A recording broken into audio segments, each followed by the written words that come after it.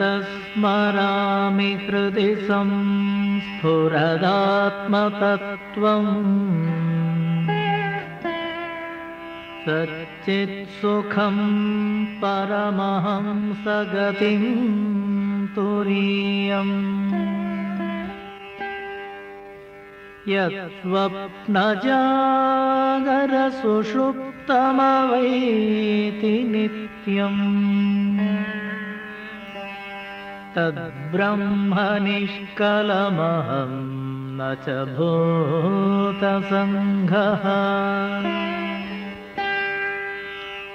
प्रातर्भजामि मनसा वचसामगम्यम्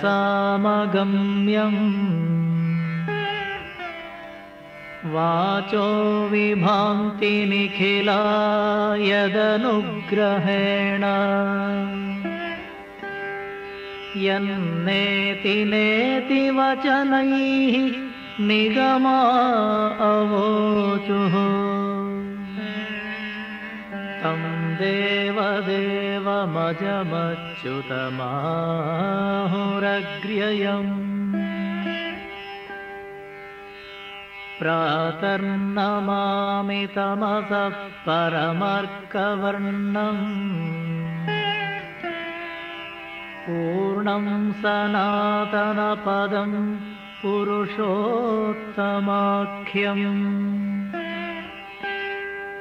यस्मिन्निदं जगदशेषमशेषमूर्तौ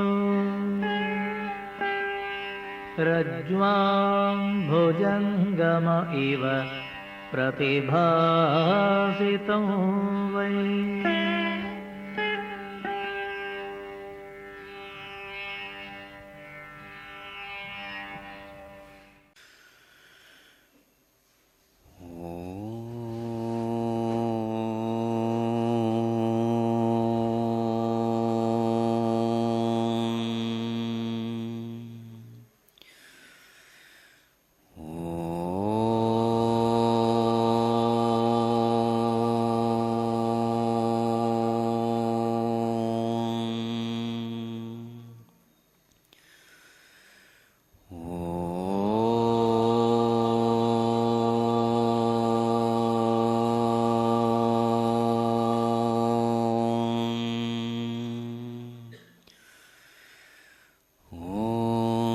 सहना भवतु सहनौ भुनक्तु सह वीर्यं करवावहै तेजस्विनावधीतमस्तु मा विद्विषावहै। ॐ शान्ति शान्ति शान्तिः। सदाशिवसमारम्भां शङ्कराचार्यमध्यमाम् अस्मदाचार्यपर्यन्तां वन्दे गुरुपरम्परां। श्रुतिस्मृतिपुराणानाम् आलयं करुणालयं नमामि भगवत्पाद शङ्करं लोकशङ्करं शङ्करं शङ्कराचार्यं केशवं बादरायणं सूत्रभाष्यकृतौ वन्दे भगवन्तौ पुनः पुनः।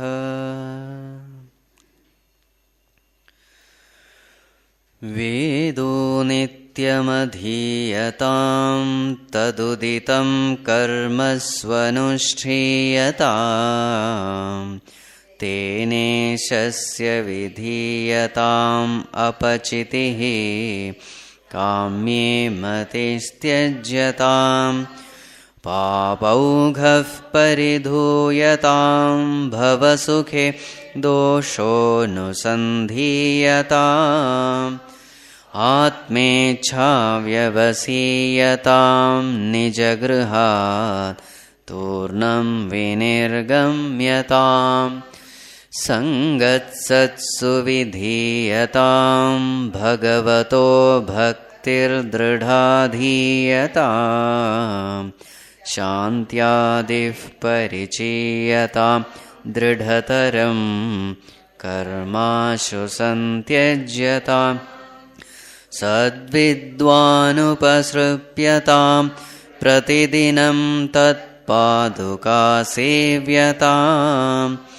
brahmaikāksharamardhyatam śrutishiro vakyam samakarnyatam vakyarthascha vicāryatam śrutishirah pakshas samashrīyatam dustarkāt suviramyatam Shrutimatatstarko nusandhiyatam Tivibhavyatam aharahar garvah parityajyatam Deheham atirujyatam buddhajanairvadah parityajyatam Kshudvyadhischa chikitsyatam Pratidinam bhikshaushadham bhujyatam Swadvannam natu yacyatam vidhivashat praptena santushyatam Shitoshnadi vishahyatam natu vritha vakyam samucharyatam Audasinyamabhipsyatam janakripa naishturyam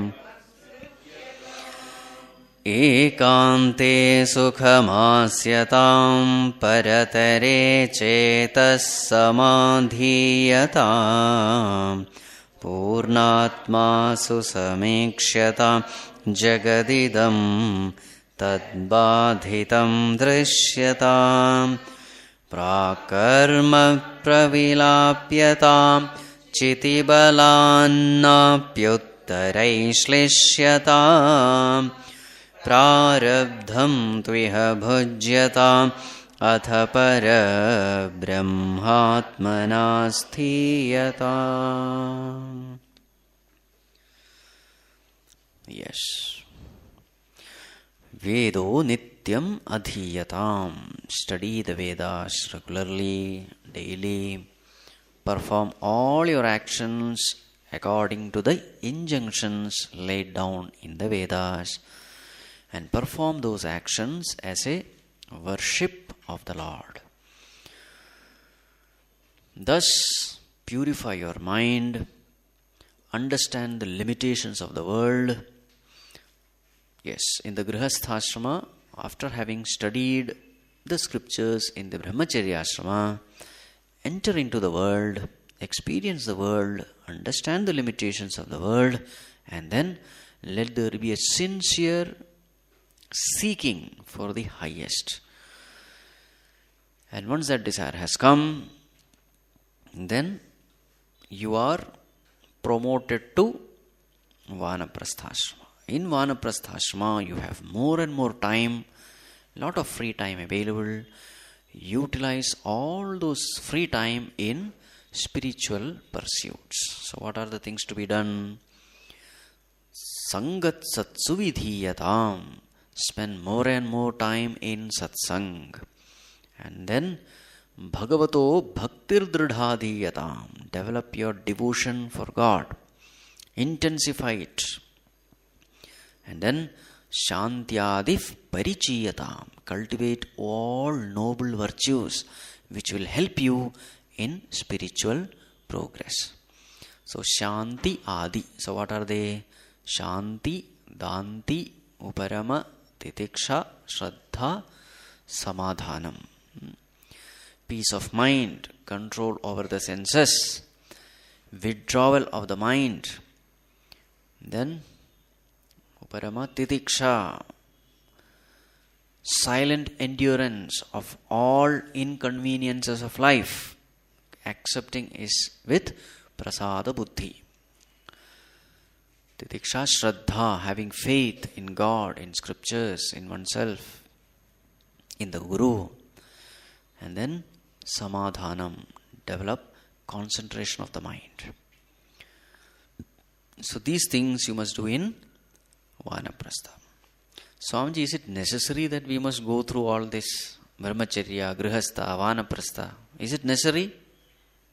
Not necessary. If at a very young age, if you have that burning desire for truth, then you can bypass.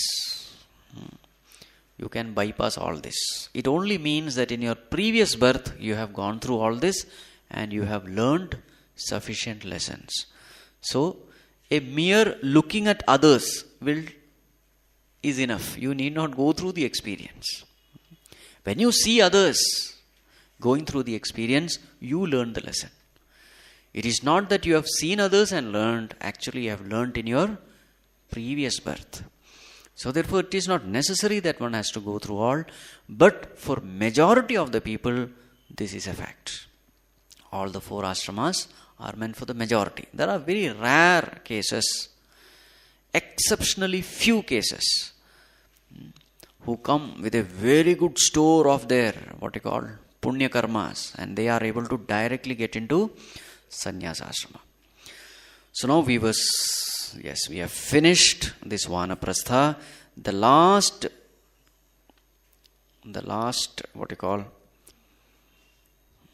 that instruction of vanaprastha is shantyādif parichiyatam. Cultivate all the noble virtues. And then you are fit for sannyas. So what do you do? Dridhataram karmashu santyajyatam. Now the Sannyāsa Āshrama begins. So what is to be done?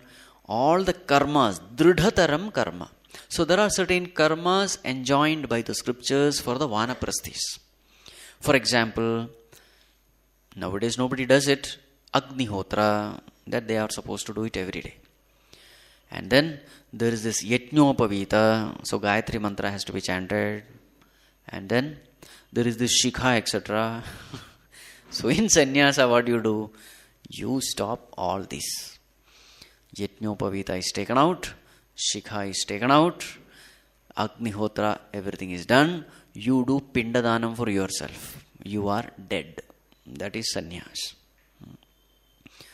Meaning, sannyasa is nothing but total dedication for the higher knowledge. Now that your mind is extremely pure, very well prepared to understand that higher knowledge, so therefore, automatically this stage happens. These are all physical marks, but it's not necessary that you must do. What is needed is the preparation of the mind. What decides whether a person is a sannyasi or a grihastha? It is not the outer situation, but the preparation of the mind. So now once this person has been fully prepared himself for the highest, now what is the thing to be done? So the next one is Sad Vidwan Upasrupyatam. Upasrupyatam, seek. Seek the guidance. From whom? Sat Vidwan. Sat Vidwan. What is Sat Vidwan? Here it means Sadguru. So who is a Sadguru? There may be many gurus. But then who is a Sadguru? Sadguru is the one who has known Sat. Who has known the truth. The one who is capable of guiding you into the path of truth is called Sadguru. All the others are called gurus only. There can be music guru, sports guru, chemistry guru, physics guru. They are not Sadguru.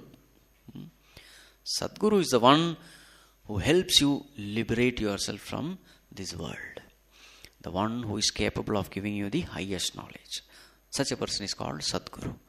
What are the qualifications he must have? So the scriptures say, he should be a Brahmanishta, he should be a Shrotriya. These are the 2 important qualifications which a Sadguru must have. What does it mean? Number 1, Brahmanishta. Brahmanishta means he must have experienced the truth. The one who firmly abides in the highest truth. Such a person is called Brahmanishta. Is that alone to become a guru? No. One more important qualification is necessary. That is Shrotriyam. He should be a Shrotriya. Shrotriya means the one who has mastered the scriptures. Without mastering the scriptures, he will not be able to communicate the truth to the students. So not only that, the guru must have the highest experience, he must also know how to communicate this knowledge and thus guide the seekers of spirituality. Both are essential. Knowledge of the truth plus how to give this knowledge to the sincere seekers. Then that guru becomes the fit person to instruct. Other than these two important qualifications, there are two more qualifications. They are secondary qualifications, but they are also important. What are they? He must be an ocean of compassion. When he finds these seekers struggling in the path of spirituality, taking up wrong paths and getting stuck and falling, then his heart should melt. This is another important qualification for a guru. He can't see the suffering of others, and thus he jumps in to help that seeker out. He must be a Karuna Sagara, ocean of compassion. Along with it, one more qualification he needs, and that is he must have a lot of patience to handle these seekers who again and again slip and fall. Again and again commit blunders. Again and again this teacher must tell the same thing. The same thing has to be told umpteen number of times without losing patience. This is another great quality of a Sadguru. Shrotriya, Brahmanishta, an ocean of compassion and with lot of patience. Because he has to handle all kinds of seekers. There are tamasic seekers, there are rajasic seekers, there are sattvic seekers. And when tamasic seekers come, his patience is tested to the core. So therefore, that guru must have all this. Right. Sadvidwan upasrupyatam. Approach the right teacher. Now the question is, how will I know who is my teacher? The thing is, you don't have to worry about it. You will never know who is going to be your teacher. How can we, with our little knowledge, gauge the knowledge of our teacher? So this is a foolish question that I should go and seek the teacher. It is impossible. Then, don't worry.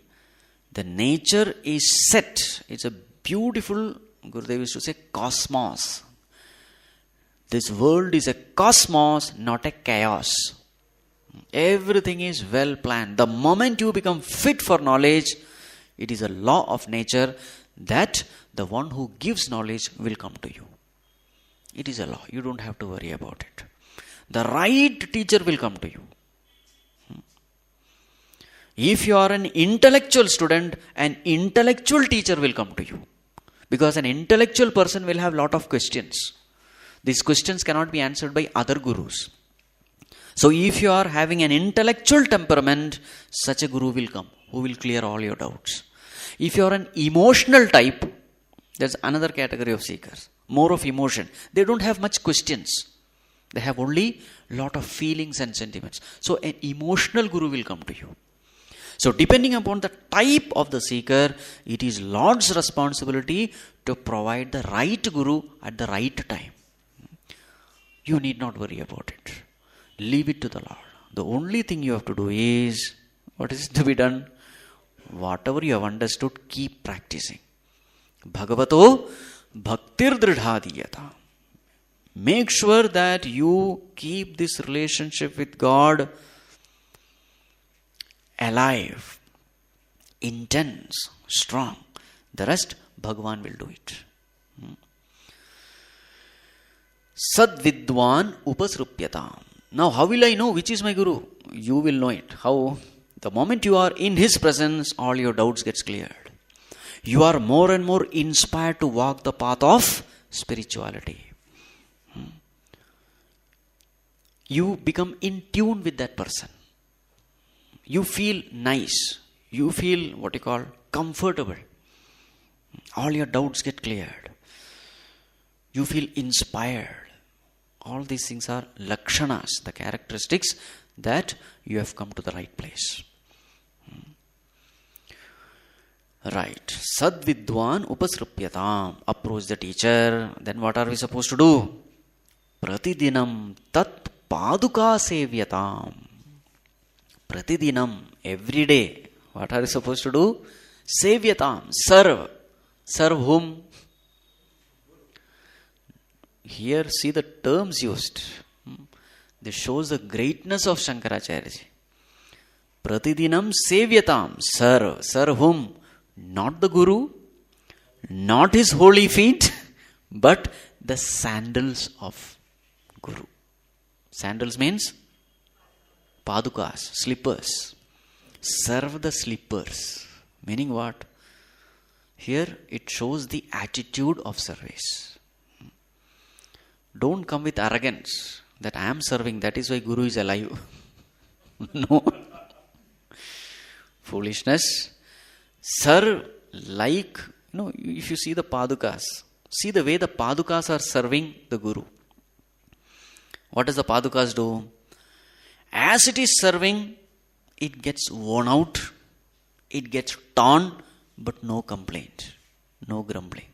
And moreover, it never expects any kind of recognition. Where do we leave the slippers? Outside. Does it complain? I have done so much of service, I must be in. No. Now here Bhagavan Shankaracharya says, be more humble than the Pādukās. You serve the Pādukās. You see that attitude? This should be our attitude when we serve our teachers. The same feelings are brought out by Prahlāda in Srimad Bhagavatam. When Hiranyakashipu asks, who is your God? Where is he? Then Prahlāda says, my dear father, in order to know that God, you must bathe in the dust of the holy feet of the devotees. That is the term used. You must bathe in the dust of the holy feet of the devotees. So what is being mentioned? What is the point here?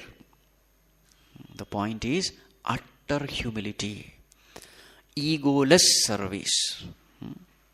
That seva should be absolutely egoless, not expecting anything in return, in total humility. Many times what happens when we serve the Guru, we become arrogant.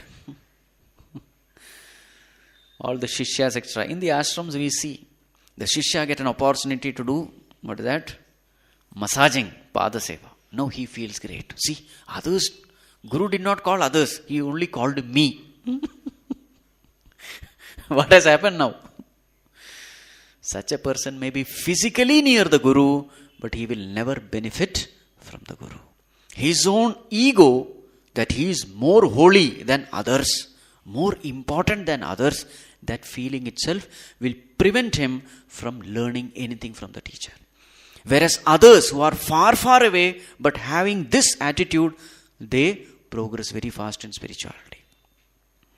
It's possible that that person has not even seen the Guru.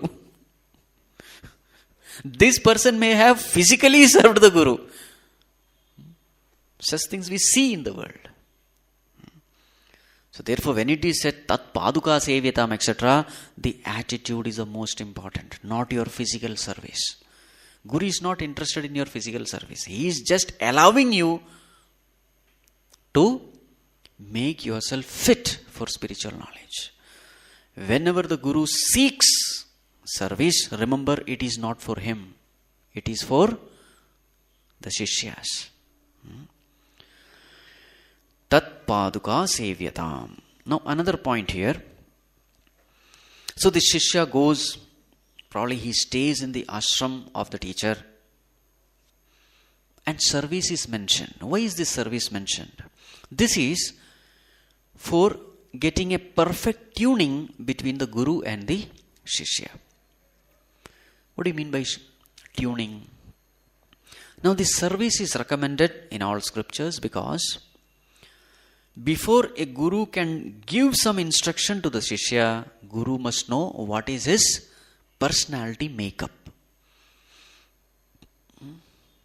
Broadly we can classify them as Sattva, Rajas and Tamas. These are the three types of seekers. A seeker who is predominantly tamasic, guru will have to give a different kind of instruction to him. A Shishya who is predominantly Rajasic, a different instruction will have to be given. A Shishya who is predominantly Sattvic, something higher has to be given to him. So depending on the type of the Shishya, guru will have to give different instruction. Now how will the guru know what kind of Shishya is? So therefore what does the guru do? Guru allows the Shishyas to serve. Some responsibilities are given. And then he is watching how he is fulfilling the responsibilities. What is the type of behavior with other Shishyas? He is coming to the class regularly or not. Whether he is coming late or not. All those things he observes. Right? In the class also, how much alertness he has. Has he understood whatever has been taught? What is his grasping ability? How much of devotion he has, how much of faith he has. These are all the things which the guru notes. And then he understands, this person is this level. So according to that level, instructions are given. Duties are given. Each one we have different kinds of vasanas. Even in the Sattva, Rajas, Tamas itself, there are so many levels. So accordingly, if the instruction has to be given, he has to know that person thoroughly. So in the olden days, the Shishyas were allowed to stay in the ashram for few years. This is one reason. The second reason, as I told, service brings that purity of mind. That person has to be very humble. The second reason. Third reason is that atmosphere itself has its own effect on the mind. And the fourth and the important reason is, when the Shishya is allowed to remain in close contact with the Guru, slowly, he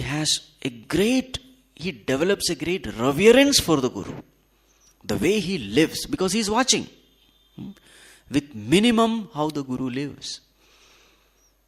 Rarely you will find that anger rising in him and all such negativities.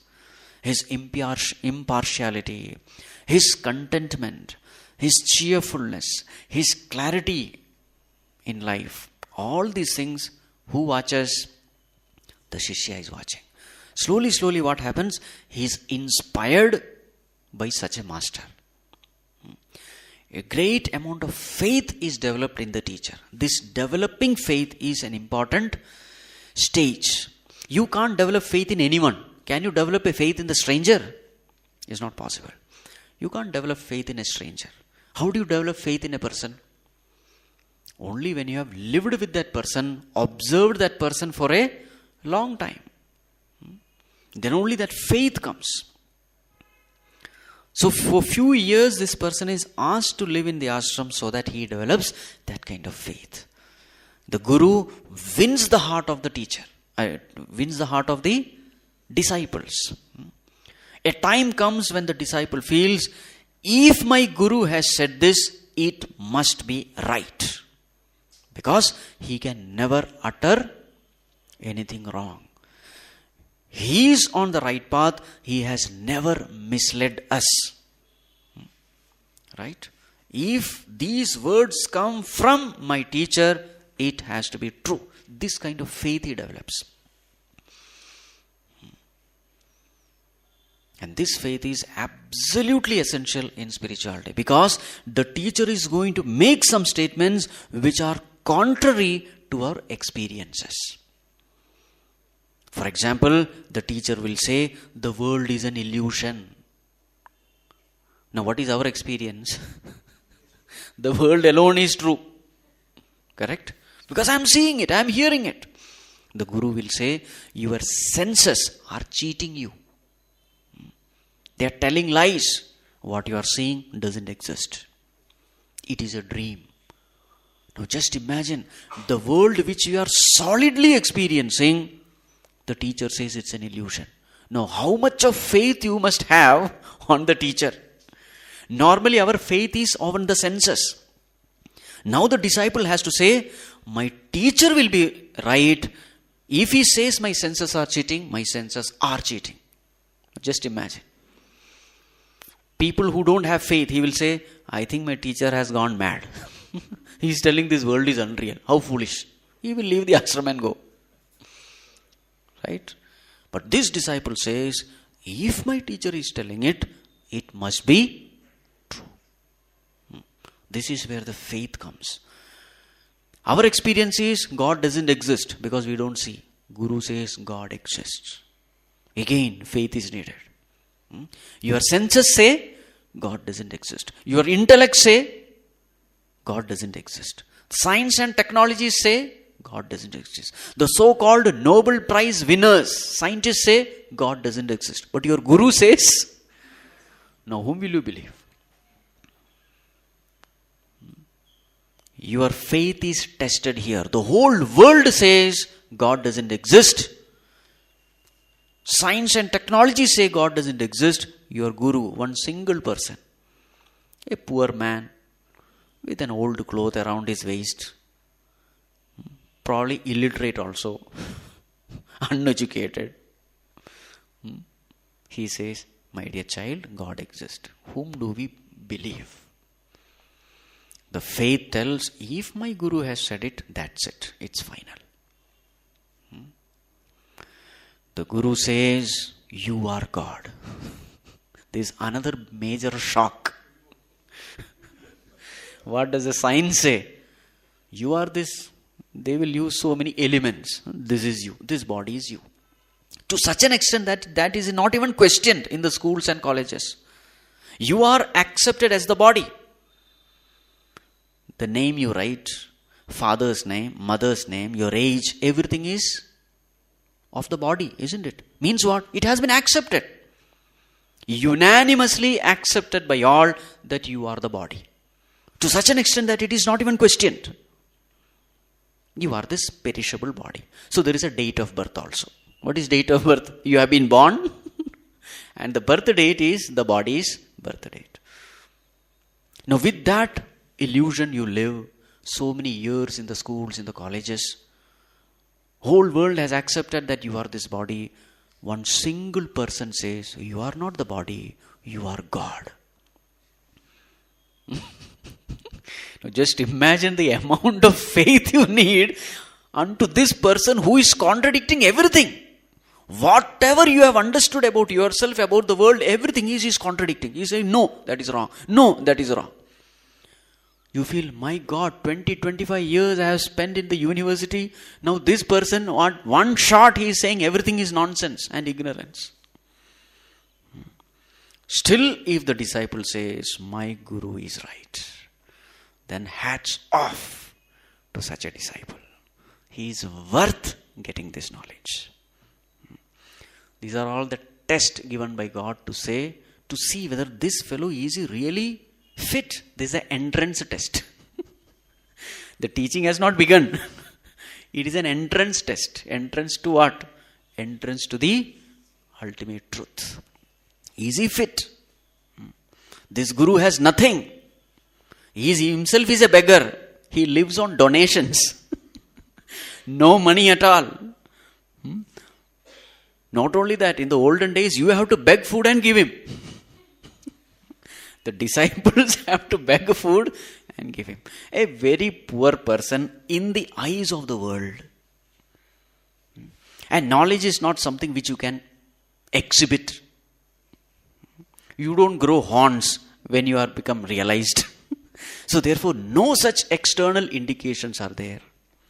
A poor man living in a poor surrounding, sometimes in poverty also.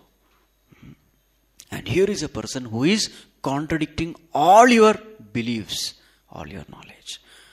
And then if you find a disciple who is sticking to him, then definitely he is fit for this knowledge.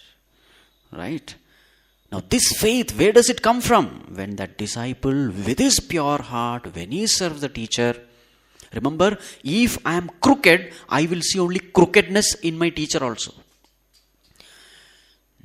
Even when Guru does something harsh, if the disciple is crooked, he will feel the teacher is crooked. He will leave the teacher and go. This is what happened. Swami Taponji Maharaj, a great saint, Gurudev of Puja Gurudev, Guru of Puja Gurudev. So once the class was going on, so in Uttarakashi, extreme cold climate, eating also maybe some chapati and dal, that's all they get. Sometimes dal is also not there. They get chapati and they have to dip in Ganga water and eat it. That is a kind of living you have in Himalayas. So once what happened, as the class was going on, one devotee came with full basket of laddus. So in those times, getting something sweet, it was a rare occasion. Not like today. Every day you are having sweets. Nowadays.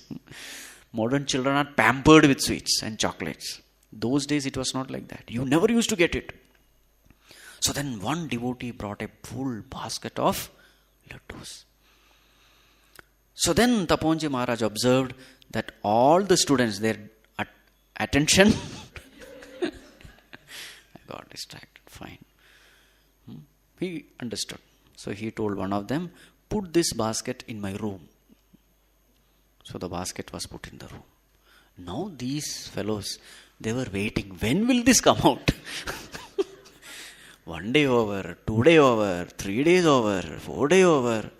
Some of the disciples thought, this Guru himself is eating. He is not a straightforward Guru. Why? Because it's a rare thing. So then he doesn't want to share. So therefore he is eating. Many of the disciples left him. So then after maybe 2, 3, 4 weeks, actually Taponji Maharaj had forgotten that there was such a thing. Look at his control over the senses. Then when students were decreasing day by day, he asked, what happened? Then somebody told, this is the matter. Then he remembered such a thing was kept there. He then asked one of them, take it, throw it in Ganga. He said, the whole basket was there as it is, untouched. So the teacher was training them in sense control. But the students misunderstood. These things happen. So therefore, unless we have that purity of mind, there is all the possibility that you will mistake the teacher himself. You will start finding fault with him. It's actually your own fault, your own weakness, but you will project that weakness onto your teacher. And thus, now who is the loser? I am the loser. That is why in spirituality, extreme purity of mind is needed. To such an extent that even if you find fault in your teacher, your faith should not be shaken. That kind of faith is necessary. And this happens if that student has really understood the spirit of the scriptures, he has really done sadhana, and if his mind is really pure, his faith will not be shaken. This is called Tat Pādukā Sevyatam. So once the teacher finds that here is a student who is fit for the highest knowledge, then the Guru himself gives an opportunity. Okay, now you ask, what is there? What are your questions, your doubts, etc. So the next one, Brahmaikaksharam Arthyatam. Once that kind of intense, the relationship has been made very strong between the Guru and the Shishya. Guru has tremendous amount of love for that Shishya. Shishya has got tremendous amount of reverence for the Guru. In that atmosphere of love, in that atmosphere of peace and harmony, faith, etc., this teaching is given. Not like the modern times. The professor comes, the students don't even get up. What is the attitude? We are paying it and therefore read teaching. What is so great? And the whole class starts without any prayer, nothing. Directly lessons are. To what extent our teaching, everything has come down, you can see. So here the teaching is given in an atmosphere of love. Now the student is allowed to ask a question. So then what he must ask? Brahma eka aksharam arthyatam. Arthyatam. You must ask. You must request your teacher to give more clarity. Upon what? Brahma eka aksharam. Aksharam means imperishable. Ekam, non-dual. Brahman. You must ask questions regarding that supreme truth, which is imperishable, which is non-dual. Ask. So naturally when you ask, Guru will answer. So when Guru answers, what should be your attitude? Shruti shiro vakyam samakarnyatam. When the teacher gives this knowledge to you, how you must listen? Samakarnyatam. Akarnyatam. Listen. Samyak akarnyatam. Listen carefully. How must you listen? That listening must have these qualities. Number one, Shraddha. Shraddha, faith. Whatever the teacher is telling, it is 100% true. This faith has to be there. Second one, Chitta ekagrata. Concentration of mind. Your mind has to be single pointed when the teacher is explaining the higher truth to you. Chitta ekagrata. Third one, Mahatva buddhi. You must value this knowledge as the highest. There has to be value for the knowledge. You must consider this knowledge as the highest, the most important in life. This is called Mahatva buddhi. Then, Sara grahana samarthyam. The ability to get the essence of what the teacher is telling. Sara, essence. That ability, samarthyam, to grasp the essence of the teaching. This is called Sara grahana samarthyam. Means what? The teacher may tell a lot of stories. The teacher may use a lot of anecdotes, a lot of similes. Sometimes he will crack joke also. Now some of the disciples, what they do, they remember all these stories, jokes, etc. But the real message is forgotten. With Pujya Gurudev, this has happened many times. Disciples come and say, Swami Chinmaya, what a great speaker. What an English. What jokes. He remembers the jokes. What stories. How he used to dramatize to make something understood. Then you ask him, what was the message? That I forgot. He remembers the jokes and stories and similes and anecdotes and English and this and that. This is not listening place. What has Gurudev told? Why was this story told? What was the purpose? That purpose is forgotten. He got carried away by jokes and this and that, etc. This is not listening. This is time pass. It is something like you have gone for a movie, some entertainment. That's it, finished. Samyak akarnyata means what is the essence? Why everything has been told?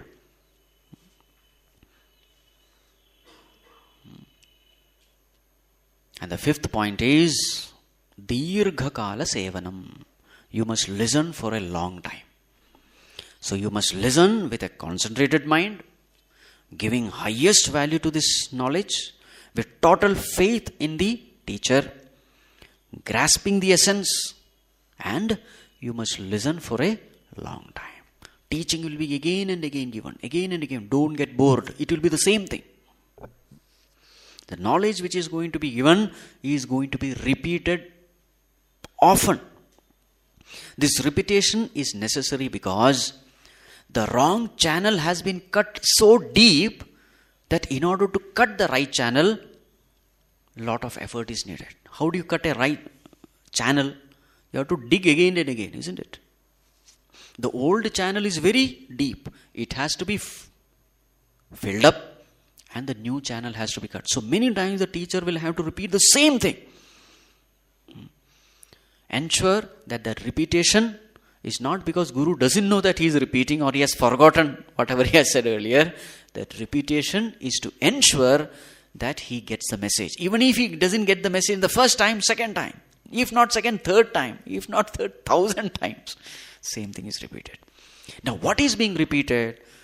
Here one word is used, Shruti Shiro Vakyam. Vakyam, statement.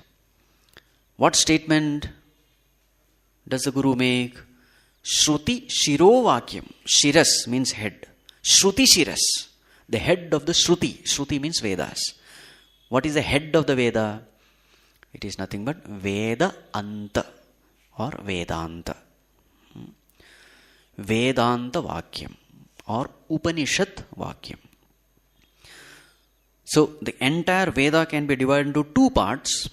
One is called KARMAKÀNDA, the other is called JNANAKANDA. 90% of the Vedas is KARMAKāNDA only.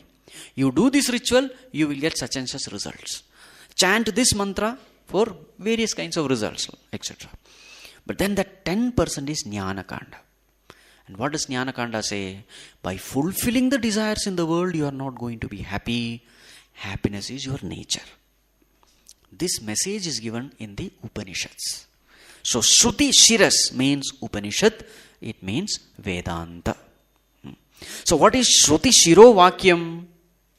The statement of Vedanta, it is called as Mahavakya. What is a Mahavakya? Any statement which equates Ishvara to Jiva is called a Mahavakya. Wherever Jiva is equated with Ishvara, it is called as Mahavakyas. How many Mahavakyas are there in the Upanishads? No, there are innumerable Mahavakyas. 4 are famous. Samples have been taken from different Vedas. But Mahavakyas are innumerable. Because the definition says, wherever Jiva is equated with Ishvara, wherever there is a statement which says, this individual is God himself, any such statement is a Mahavakya. So there are 4 famous Mahavakyas. In Rig Veda, the Mahavakya is Prajnanam Brahma. It comes in Aitreya Upanishad. Prajnanam Brahma. Consciousness itself is God. Rig Veda. Next one is Yajurveda. Yajurveda, the Mahavakya is Aham Brahma Asmi. I am that Brahman. It comes in Brihadaranyaka Upanishad. Rig, Yaju, Samaveda. In Samaveda, the Mahavakya is Tat Tvam Asi. It comes in Chandogya Upanishad. And then Atharvana Veda.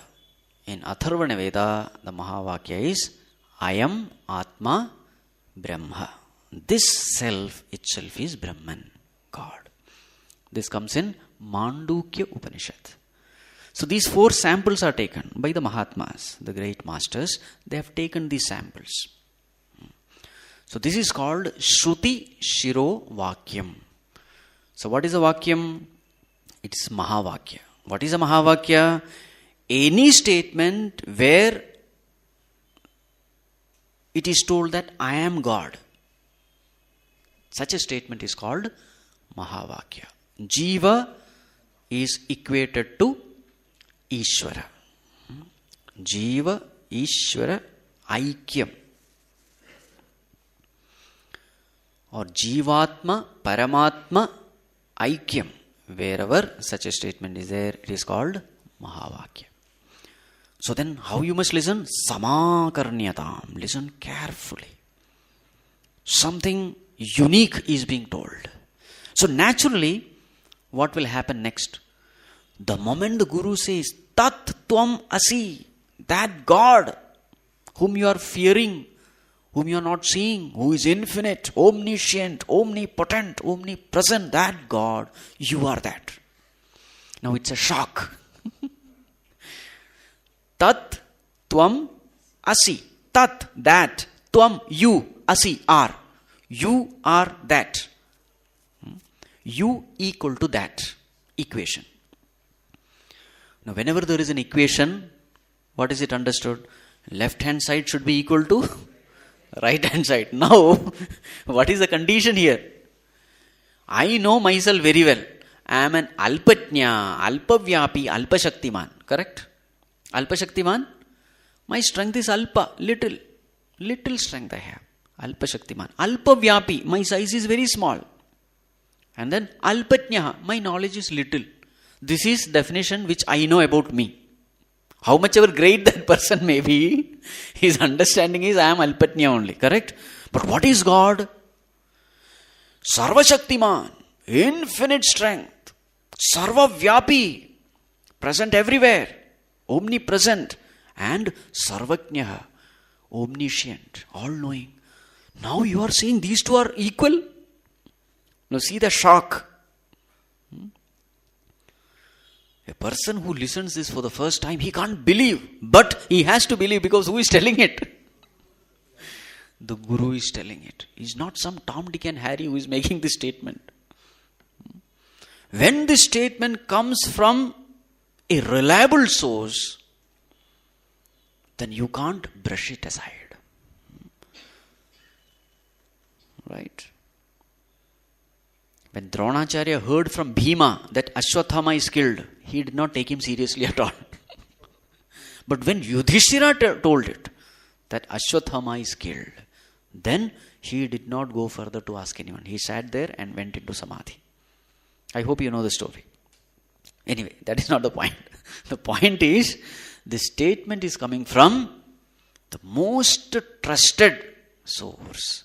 And that is from my most beloved Guru. So then what happens? You don't doubt it.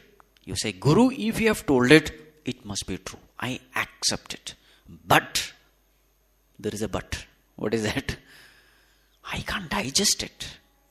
You are saying I am infinite. I am all-pervading. I am perfect. I am omnipotent, omniscient. So naturally, what has to happen next? There has to be vichara. Because doubts are there now in the mind. Now, doubts have to be cleared. Mind start asking questions. How can you be infinite? You very well know you are finite. Limited by all sense. If Guru had told me that I am a dust, I would have accepted it much more easily. But now Guru is telling that you are God. There is a shock. So now intellect is finding it difficult to digest it. So then what happens? See the next 4 lines. All of them talk about manana, which is the next stage. Shravana is over. Next is manana, reflection. Vakyarthascha vicharyatam, shrutishiraf pakshas samashriyatam, dustarkat suviramyatam, shrutimatastarkah anusandhiyatam. These 4 instructions are for manana. What is the first stage? Shravana. Samakarnyata means Shravana. Listening to the teacher attentively. It is like that cow which eats grass. Have you seen cow? Grazing cows. When it is in the field, it just concentrates on one thing. What is it? Just collect. And later on, when it is free, in the night, when it is tied to the cowshed, when there is nothing else to eat, what does it do? It brings it. What is it called? There's a term. Chewing the cud. Yes. Chewing the cud. So it brings out and then chews. Right? In the same way, now you have listened. Now what you have to do? Vakyarthascha vicharyatam. Do vichara. Of what? Vakya artha. The meaning of the statement. At the same time, Shruti Shiraf Pakshah Samashriyatam. Always take refuge in Shruti Shira Paksha. Paksha means side. Take the side of Shruti Shiras, of the Vedanta Vakyas. Never say that might be wrong. No. Vedas have to be right. My teacher has to be right. There is no doubt about it. I have total faith in them. Start with that. So even when you are doing vichara, you are not contradicting the scriptures, you are not contradicting the Guru. Shruti shiraf pakshas samashriyata dustarkat suviramyatam. We will come to that later. Don't encourage dustarka, any argument which goes against the Shruti, against the teaching is called dustarka. Suviramyata. Withdraw from it. Don't encourage it. Don't encourage any person to create doubt in you, who shakes your faith in the teacher or the scriptures. Then what are you supposed to do? Shruti matastarkaha anusandhiyata. What are you supposed to do? Now you have this knowledge. Now naturally the intellect will ask question. Vedas themselves, the scriptures themselves have given logical way of thinking. This is the way you have to think.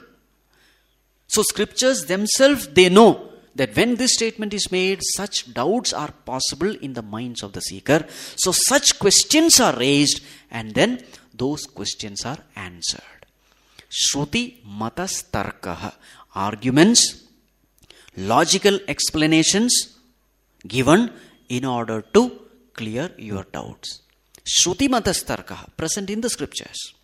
Anusandhiyatam, follow it. So how does the scripture answer it? There are so many ways. We will just briefly see one or two.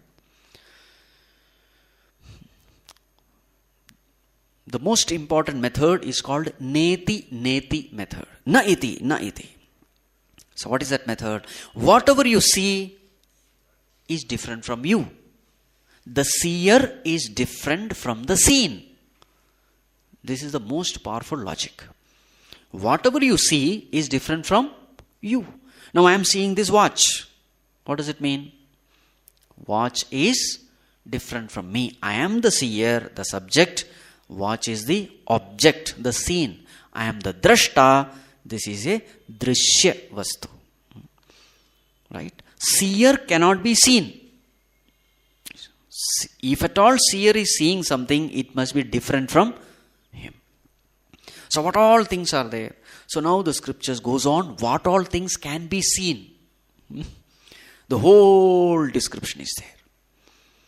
So there is Sharira Traya Viveka, there is Panchakosha Viveka, there is Avastha Traya Viveka.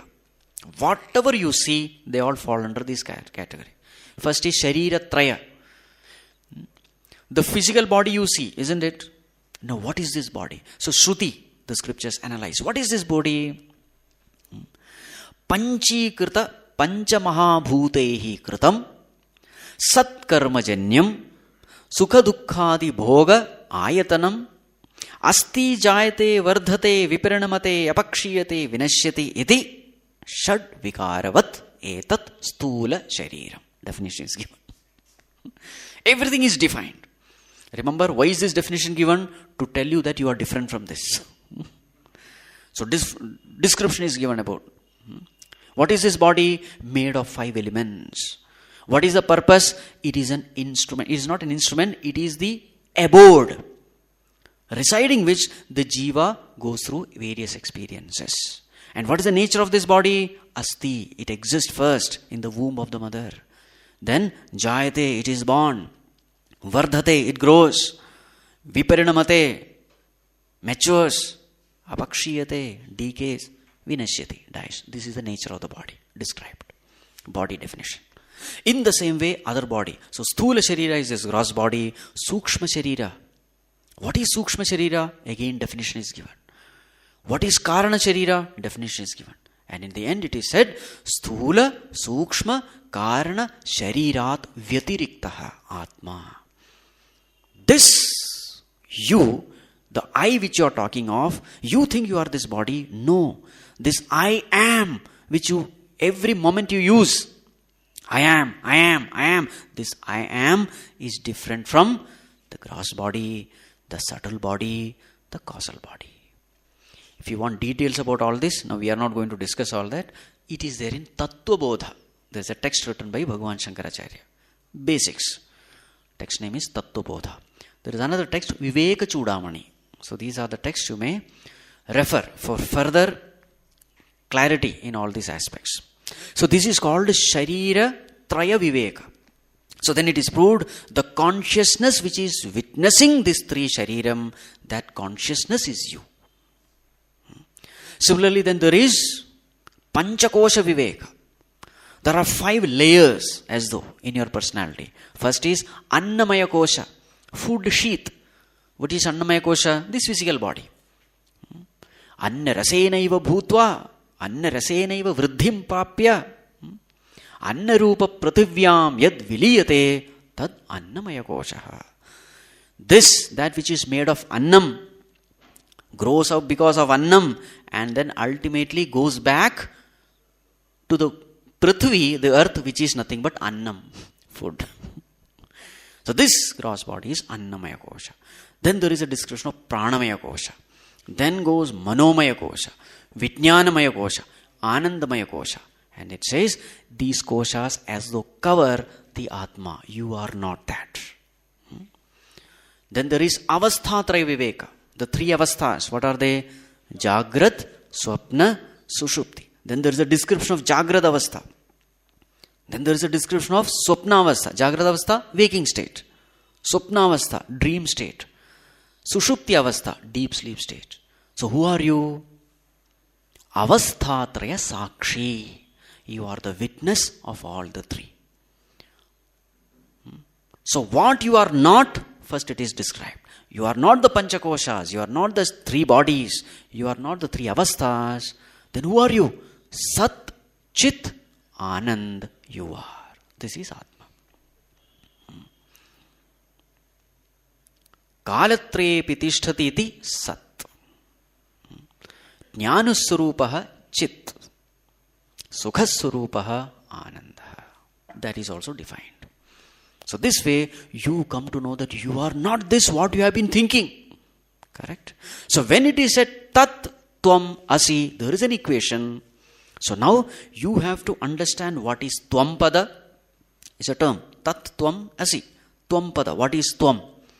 So when it is said Tvam, don't misunderstand it yourself to be the body. That is not what we are mentioning. We are talking of the consciousness principle in you, the Satchit Atma in you. Now you finish that Tvam-pada. Then you go to the Tat-pada. What is Tat? God. God again is nothing but Satchit Ananda. Whereas the individual is consciousness plus this body, mind, intellect. Who is God? Consciousness plus total body, mind, intellect. Samashti Sukshma Sthula Sukshma Karana Prapancha Abhimani. The one who is identified with the totality is called God. The one who is identified with the individual is called Jiva. Now, for example, in your own body, you are identified with everything, isn't it? Legs, hands, etc. So what do you say? These legs are mine. You don't say these are mine, you say this is me. These hands, these legs, the mind, the intellect, everything is me. Meaning what? You are totally identified yourself with every cell of your body. In the same way, the one who is identified with the total cosmos is called Ishvara. Now what is the common principle? In the individual also, the common principle is consciousness. In the totality also, the common principle is consciousness. So when we say Tat Tvam Asi, what we are saying is the essence of the individual is same as the essence of the cosmos. Yes. So Jiva equal to Ishvara. To give an example, is the wave equal to ocean? Is the wave equal to ocean? It will be a shock. How can wave be equal to ocean? Wave is only a little thing. Ocean is almost infinite. So then if there is a statement, wave equal to ocean, what should we understand? The essence of the wave is equal to the essence of the ocean. What is the essence of the wave? Water. What is the essence of the ocean? Water. So content-wise, there is unity, oneness. So therefore, if I want to have God vision, what should I do? Just know yourself. That's enough. Because both are same. Just like if the wave has to understand the nature of ocean, what it should do? Wave has to discard the shape, the form, etc. The wave has to pay attention to the essence, its own essence. When the wave comes to know, oh, my essence is water, what does it mean? It has understood the essence of ocean. In the same way, if I have to understand what is God, the only thing is, you just know yourself. Isha darshanam swa atma rupataha. This is what Bhagavan Ramana Maharshi says. Isha jivayor veshadhibhida satsvabhavato vastu kevalam veshahanatah swatma darshanam Isha darshanam swatma rupatah. Bhagavan Ramana Maharshi in Upadeshasara. Isha and Jiva, with respect to Vesha, there is difference. Satsvabhavatah vastu kevalam. But with respect to the essence, the truth, there is only one. Right? So this way you have to do. What you have to do? Shrutimatas tarkaha anusandhiyatam. Shruti herself, the scriptures themselves have given this logic. Apply that logic and think in those lines. Strictly follow the scriptures. Strictly follow the teachings of your Guru. Both are one and the same. The Guru's words are nothing but the scriptural words. Both are one. You follow it. Hold on to that alone. In the beginning, dustarkat suviramyata. Keep yourself away from all kinds of unnecessary discussions with foolish people. Right? If you are strong enough, then fine. Nothing can shake you. But in the beginning, it is better to avoid such people who will shake your faith in scriptures, in the Guru, etc. Keep them away. Dustarkat suviramyata. I have met some of them, very interesting people. I am sure you also will come across in life. People who don't have faith in God, no faith in the Vedas, no faith in spiritual masters. And somewhere some spiritual master has fallen, immediately they will blame everyone. All are fake gurus, they will say. Remember, gurus are not the one who are going to lose. You are the one who are going to lose. The truth is truth. Whether you like it or not, believe it or not, know it or not. So there was this one scientist who came for a Swamiji satsang. By mistake, by accident he had come. Anyway, he was listening. After the talk, he came to the master and said, "Sir, I don't believe in God." He was a great scientist, some NASA scientist or someone. "I don't believe in God." The master said, "Why?" "Because no one could prove that there is God." Now this is Dustarka. No one could prove that there is God. This master laughed at him and said, "Could you disprove God? What kind of scientist you are? How can you brush aside a thing without disproving it?" Got the logic? You disprove God, then you say, "I don't believe in God." Just because something could not be proved, you don't believe. What does it mean? "What kind of scientist are you?" he asked. Could you disprove God? Then fine, you need not believe. So these are all called Dustarka. Another interesting person. He said, all this spirituality is a nonsense. Then he said, "I also have read scriptures." Yes. On one place, Ramakrishna Paramahamsa says, "Oh God, I am nothing." His own disciple, Vivekananda, in another place says, "I am everything." Now see, there is a contradiction or not? And if you don't have clear understanding, you will feel, yeah, what he is telling is right. You got it? I am everything versus I am nothing. So what should be the answer? There are devotees who say, God, I am nothing. Is it right or wrong? Now see, it is all with respect to the standpoint. Now, when you are clear, then there is no problem for you. But when your basics are not strong, you will be shaken. With respect to the body, I am nothing. But with respect to the essence in me, I am everything. Both are right. The wave and the ocean. With respect to the shape and the size, the wave can say, I am nothing compared to ocean. But with respect to the essence, what will the wave say? I am everything. Because the same water is there everywhere. Isn't it? So this way you must know how to answer the questions. Very many such dustarkas are there, which can shake you. Of course, in a way it is good that you will think deeper. But it should not so happen that he will drown you to such an extent that you stop all spirituality. Such things have happened. Therefore I am telling you. This person comes and says, I have read all scriptures. And then all these are all blabberings of the confused rishis. Yes, blabberings. Why? So many statements are contradicting with each other. At one place it is said there is no creation. Another place there is a description of how creation has come. Now see. Now what will you say? And it is true. In the scriptures itself, on one place it is said,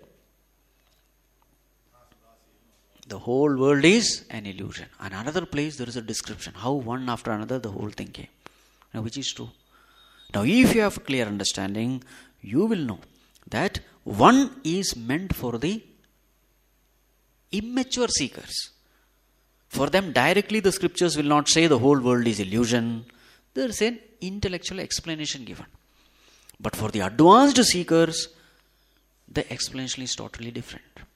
Just like for a small child you will say the sun rises from the east and sets in the west. For the small child, that's all the child can understand. But as the child grows, what will you say? There is no rising, setting and all. It's a mere illusion. Isn't it? Now a small child is not able to understand, therefore, this rising, setting only because that's what he sees. So in his language you have to tell. What is rain? You must say, Indra with his elephant, he is sprinkling water. Because he will not understand what is this condensation and all those things. Correct? So in the same way, the scriptures have given different levels of knowledge. Unless there is a guru, you will not be able to understand any of this. You just read the scriptures by yourself saying, books are there, why should I need a guru? You will be totally trapped. Scriptures are like ocean. Can you drink the oceanic water directly? No. That water has to become evaporated and then from the clouds when it comes, you can take it. In the same way, if you directly get into the Vedas and the scriptures, you will be totally lost. A right teacher has to be there, who is able to direct you correctly, who knows you well and then according to your need gives the knowledge to you. It is essential. So, dustarkat suviramyata. Give up all unnecessary discussions, arguments. Rather, use the logic which is mentioned in the scriptures with the help of the teacher, the master. Then your path is very, very clear. There will not be any kind of problems at all. This stage is called Mananam. A little more of it we will see tomorrow. Om Sarve Bhavantu Sukhinah Sarve Santu Niramayah Sarve Bhadrani Pashyanto Ma Kaschid Dukkha Bhag Bhave Asato Ma Sadgamaya Tamaso Ma Jyotirgamaya Mrityorma Amritam Gamaya Om Shanti Shanti Shanti Hari Om Shri Gurubhyo Namaha. Hari Om.